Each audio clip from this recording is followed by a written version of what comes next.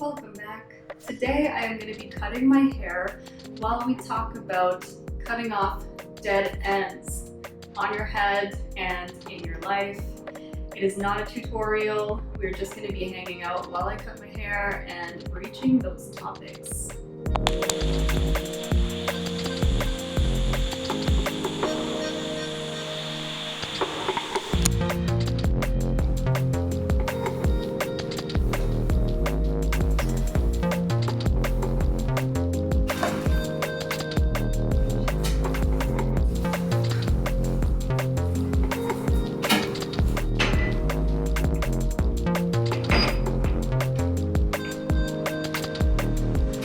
Probably a hornet in here. I think that's what this is. Okay, Athena, we can't open this right now, okay? This thing is gonna sting the both of us. Wait, open it. Yes, there is a hornet in here right now. Under a slider. So he's gonna hang out with us while we cut our hair. Today is a new moon, so I figured what better day to cut off some dead ends. And I have quite a few, so it's a good time to get started. Yeah, I usually cut my hair myself, and I'm going to be using a little bit of this Walk in the Sun luxury hair oil to work through my ends before I straighten my hair. Yes, every 28 days that new moon is upon us, and humans tend to thrive in cycles. So something that we can use to create cycles for ourselves is the moon. Whether you're spiritual or not, I think it's a fun way to stay connected to nature, and really does show us that ebb and flow is real, and you know, you can always renew, you can always make new anything, even if it feels like maybe you're stuck, maybe you're in a bad place, maybe you're in a 2 steps forward, 1 step back kind of phase. I get it. Athena gets it. So typically, you know, you can take it for what you want, but the new moon is a good time to let go of old things and really invite the new. It's like Feng Shui for your soul, for your mind, for your goals, and just generally for your well-being.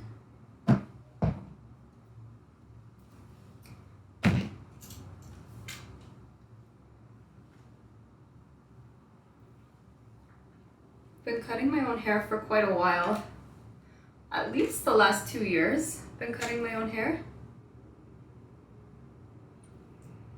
and over time I've definitely started to perfect the way in which I cut my hair. Hasn't always been the same. Later on in the video I'll show you guys exactly how I used to cut my hair.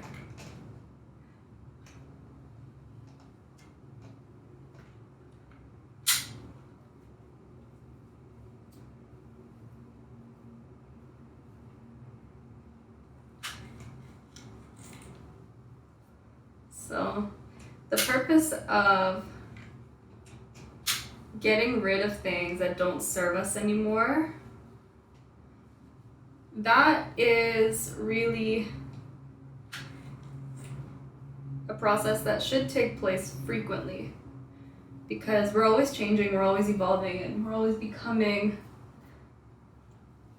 a new person, just like our cells turn over and change, and you know, eventually, physically, you're no longer even the same person. The same thing takes place on less physical levels. You can change your mind, you can change your ways, your preferences, what have you. And I was talking to a friend of mine the other day about how there's grief in saying goodbye to the old you, because, you know, most of us highly identify with our history and our past, and it's human nature to do so, but that doesn't make you the same person you are today that you were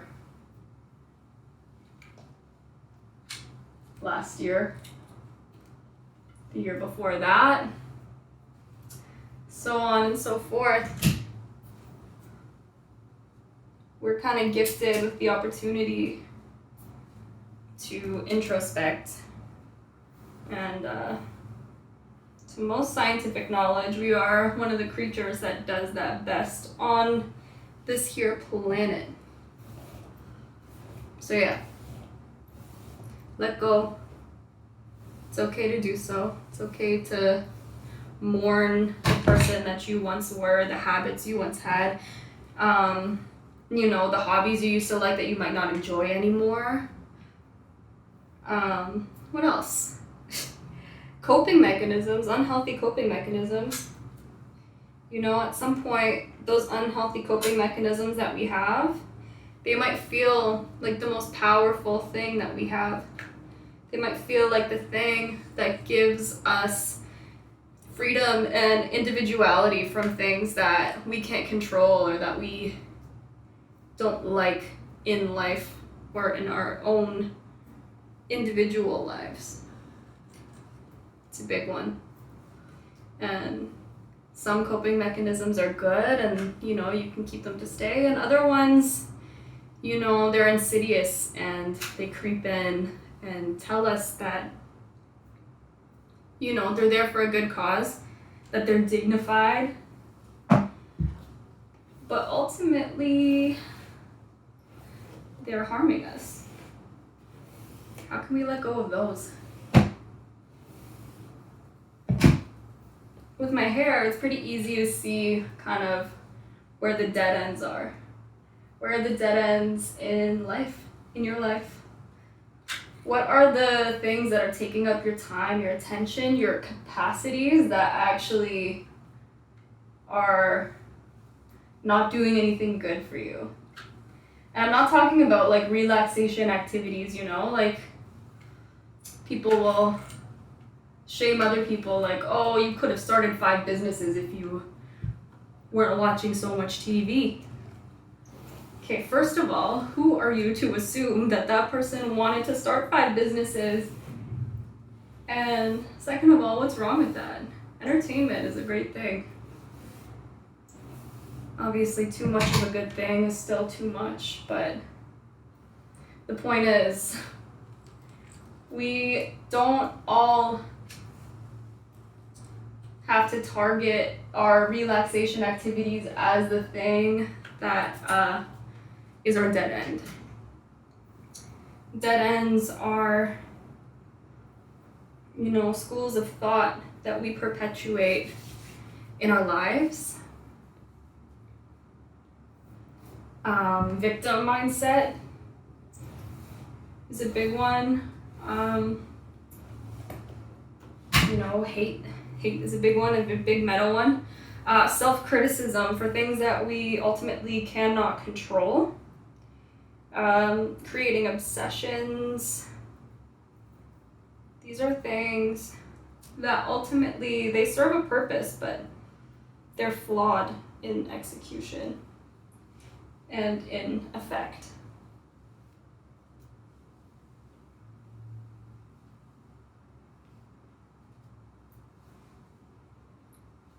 So I'm just parting my hair here into 4 pieces.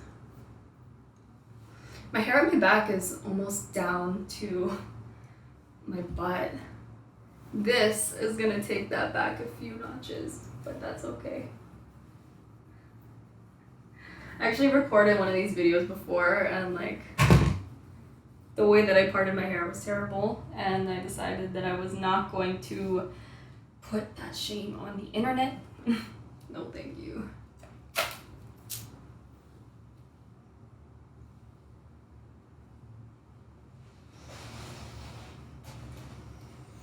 Where do I like my hair to sit on my body? And how long do I want it to be at a minimum?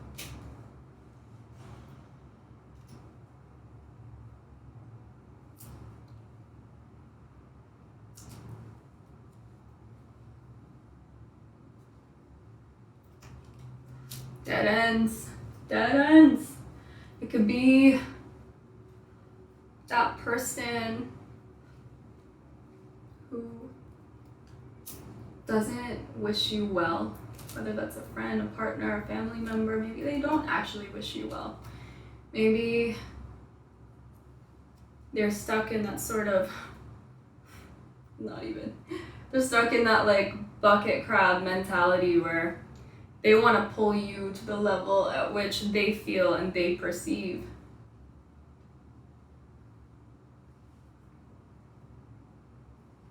And that ultimately is not someone that is healthy for you. They may love you, you know, those people, when they tell you they love you and that they're concerned, there's truth to that, right? Like they're not, most people like that are not these insidious liars, but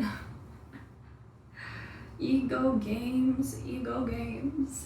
They play, and they play hard.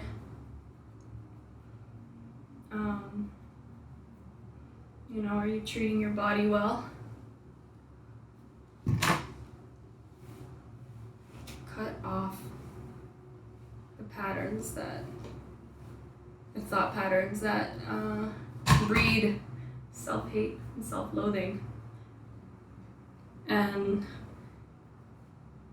if you've ever ventured down that rabbit hole for yourself, you know that that is easier said than done.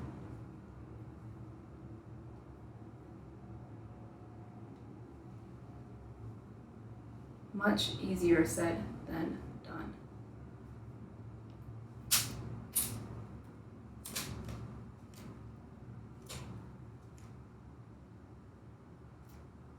And, you know,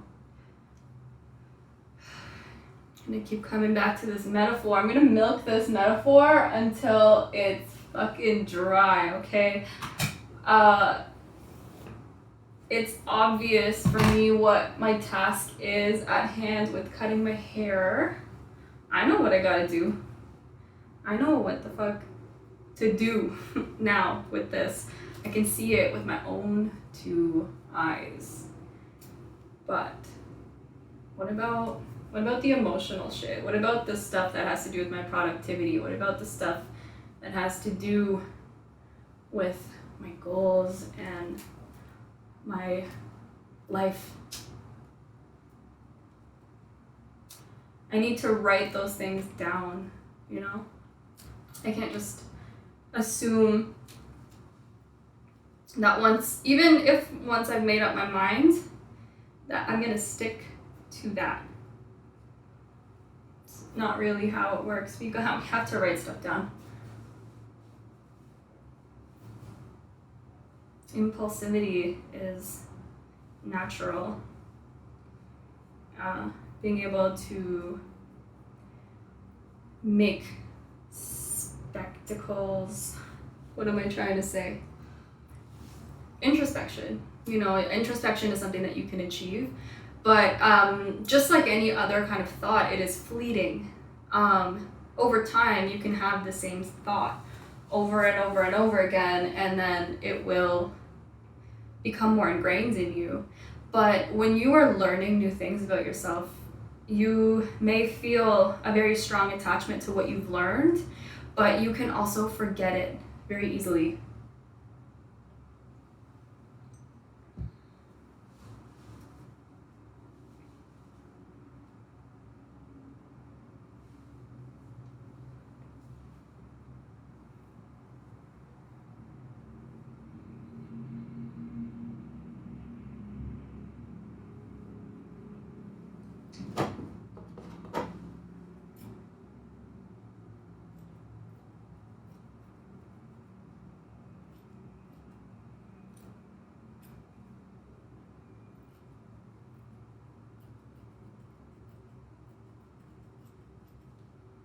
Get a journal. Get multiple journals. I think everyone should have like goals for self-growth and that they should be writing them down.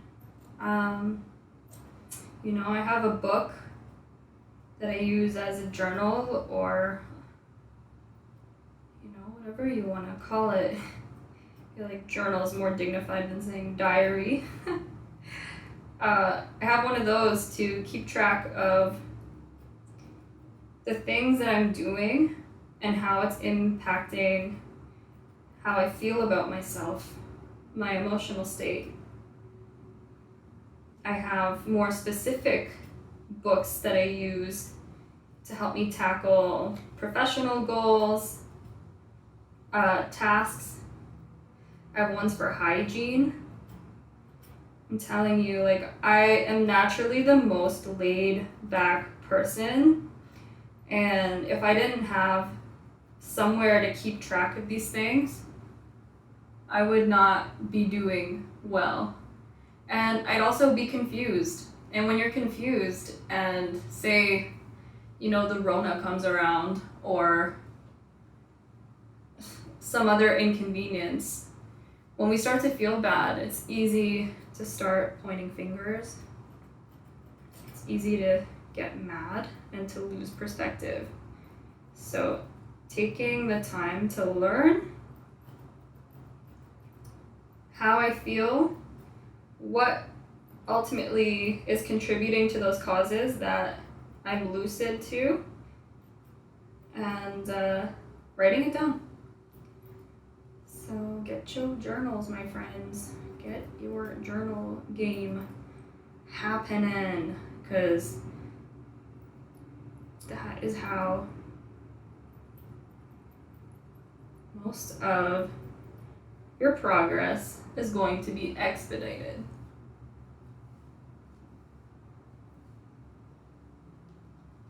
I'm telling you. And I'm a big fan of like visualization. You know, we don't have to use the M word, the manifesting word. I think we can think of it on a more like substantial level, even if those principles do kind of align themselves with the manifestation community. Because guess what? They're using psychological tools, right? That's how they came to those conclusions, and that's why so many people think that the manifesting game works. You can think of it on any level you want, and that's where faith comes in, right? Even if you are someone who's like a hardcore journal thumper and like you're a scientist, you're still having faith in what is written. So fundamentally, like, you didn't come up with those things necessarily. Maybe you did. But a lot of these things, they go beyond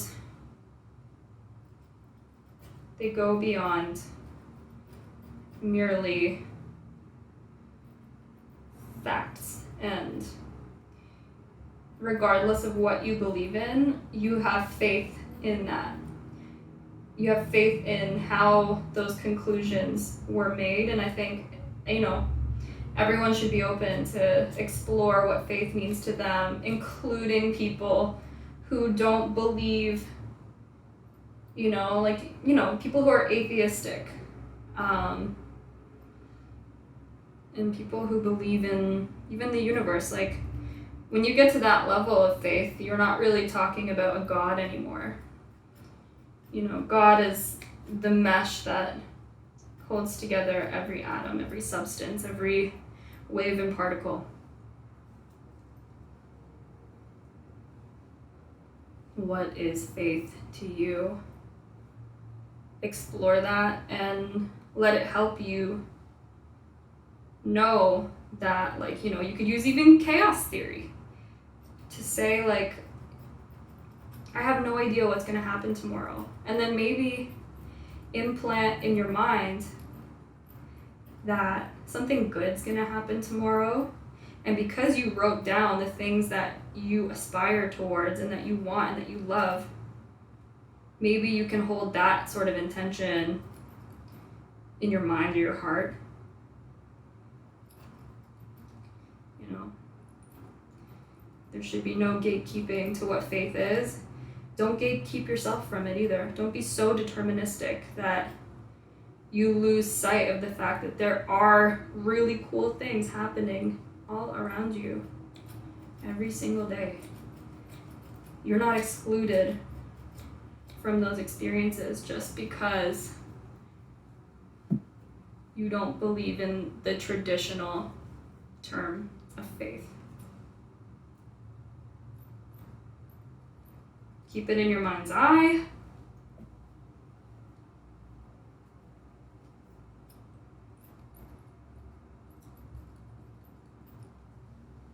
Alright, I'm gonna start doing some shaping here. Oh, my legs are falling asleep.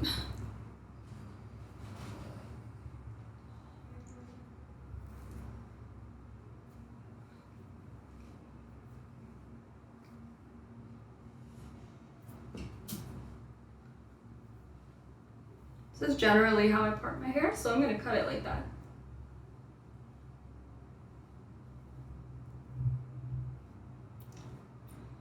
Yeah, man. Determinism, right? We've all met someone who's so stubborn, and that's what determinism is. That's what it is. Determinism is an unwillingness to see things from a new perspective.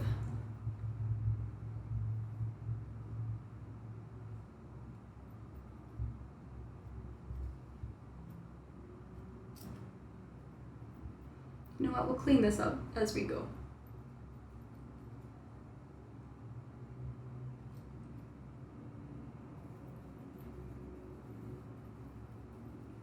There's another hornet in here.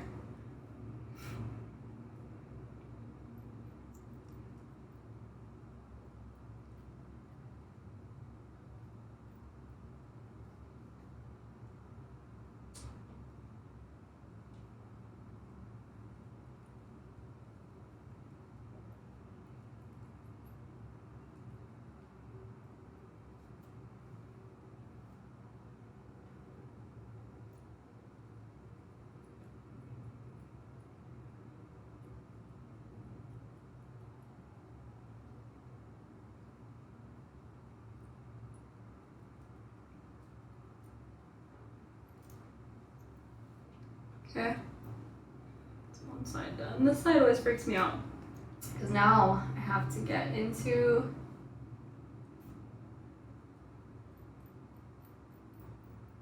using my left hand or awkwardly using my right hand.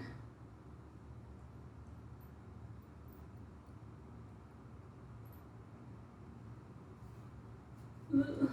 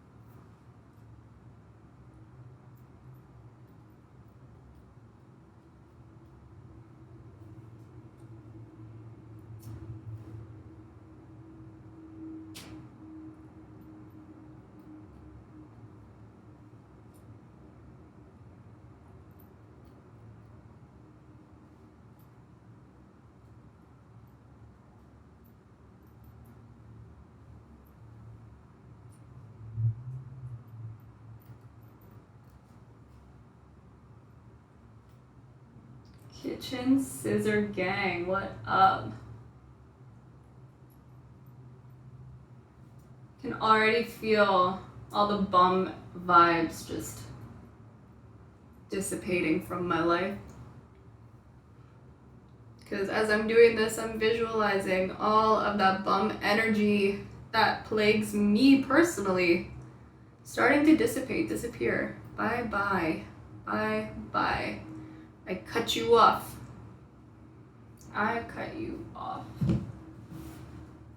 So now, honestly, I'm not super picky. I might fix this just because it looks a little chunky.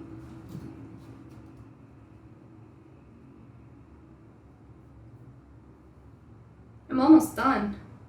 Probably just gonna do a little bit more feathering and then just making sure everything looks pretty nice. I'd be able to do it a lot more acutely if I had hair cutting scissors, but that's okay. Alright, I'm happy with it. So now I'm gonna take out these guys and see. Oh yeah, we're still going. Amazing. See what kind of deviation we're working with here. Doesn't look like much.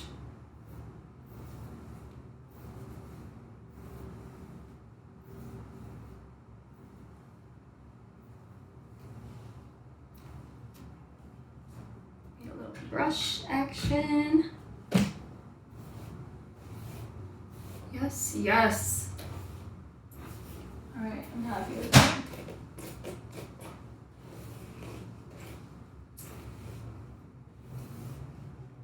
I'm simple in some ways, not so simple in others. My hair happens to be one of the ways I am simple, and you saw it here, ladies and gentlemen. That's not bad. And all that crust has dissipated from my hair and from my life. So now there is room for me to thrive, to let new energy in, and to style my hair and feel good while I do it, because I'm not dealing with things that irritate me or make me feel bad about the state of my hair. It's not dry anymore. Add a little Egyptian musk on there to just top it off. And now I'm ready to write a list of all the things that I want to do, all the things that I want to experience. In the next 28 days, what do I want to achieve? And what are the bigger goals that take longer than 28 days that I can make smaller goals within this 28-day period in order to see that in my life? So yeah, we cut our hair, but we also just got our shit together. Am I right? Thank you so much for watching, and I'll see you guys in the next one.